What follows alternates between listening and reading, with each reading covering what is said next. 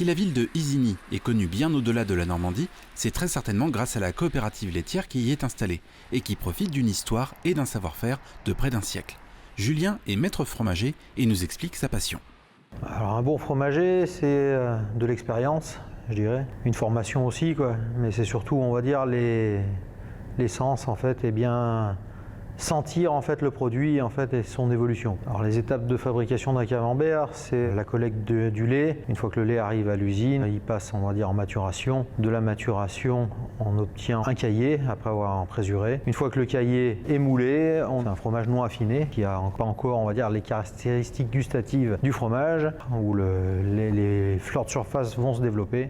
Bien que la coopérative laitière ait vu au fil des ans son importance et son rendement très fortement augmenter, elle a su garder les gestes et les traditions propres au terroir. Une transmission de savoir-faire qui se perpétue encore aujourd'hui. L'humain ne remplace pas la machine.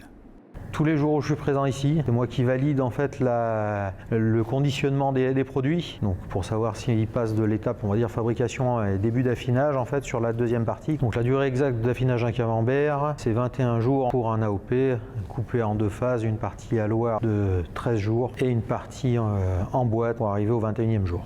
C'est ce qu'on voit dans la cave, en fait, les produits qui sont présents juste derrière. C'est une alliance d'un produit de base de qualité et d'une attention toute particulière à sa transformation qui font que le fromage de Isigny a le goût authentique de la Normandie.